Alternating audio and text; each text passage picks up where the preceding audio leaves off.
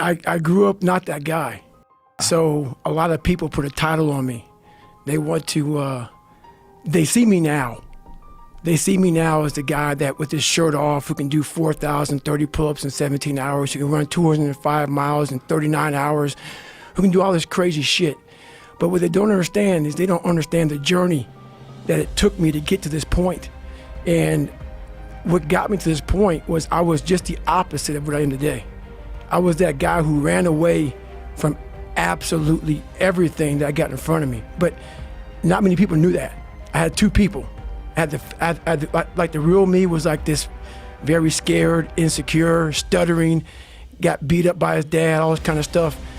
And then I built this fake person that walked around like my shit didn't stink. In my mind, I was always afraid. My whole life I was afraid, but I had this fucking voice, this conscience that would always be battling me, saying, hey, you gotta get up and do something. I didn't want to do shit. You know, I was just afraid, but that voice would force me to get up, and it just got worse and worse and worse. And the shit haunted me. And that voice that I talked about, it kept talking louder and louder and louder, but I was doing nothing about it.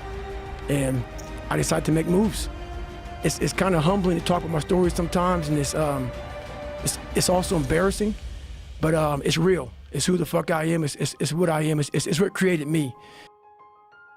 I was afraid of the water, terrified of the water. And I learned how to swim, but what gets everybody in this training, in all special ops training, is the water confidence, where they try to pretty much drown your ass. You know, all of our lives we've been breathing, and they take that from you, and they want to see how comfortable you are in the water. And I pretty much quit. So from the age of 19 to the age of 22, I went and did a job called TAC-P, where you control fast movers behind enemy lines. Cool job, but there's no water. I was afraid of the water, so I avoided it. And I gained 125 pounds in that time frame. I went from 175 to almost 300, to 297 was my heaviest. And I started finding things that was comfortable. And the more things I found comfortable, the more uncomfortable my mind was. Because that voice I was telling you about, it always was there. I was just trying to avoid that conscience. I wanted to be left alone from that conscience, and it wouldn't leave me alone.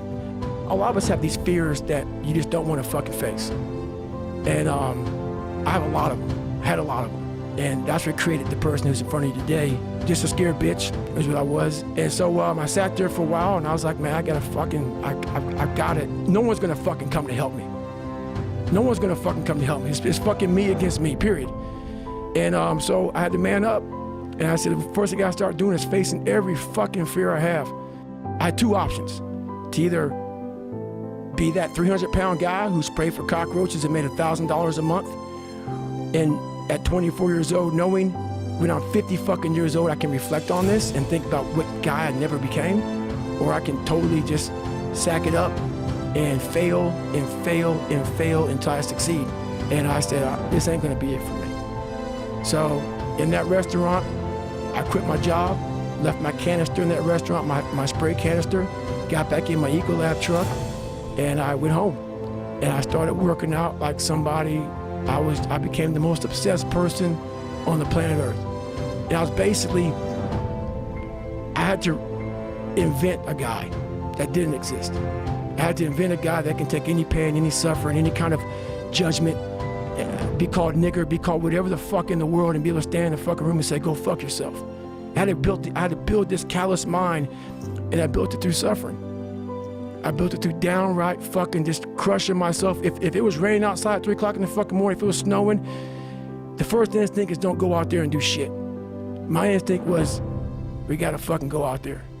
Anything that was fucking horrible in my life that I would normally say no, that was inhumane to most people, I had to go do it. And I started callousing my mind at this point in my life. And I lost the weight. And I started realizing through this process that the fucking mind is what you created. And I started opening different doors that I didn't think were even there, that I didn't think even existed. And the more doors I opened up, the more I started realizing that my potential is damn near endless. And it changed my whole mindset. So I went from David Goggins and I created Goggins. And that journey is a priceless journey that is hard for me to even explain to people because it sounds so quick and easy. Like I lost this weight and I went through 3 hell weeks, I went to Ranger School, went to Delta Force Selection, whatever it is.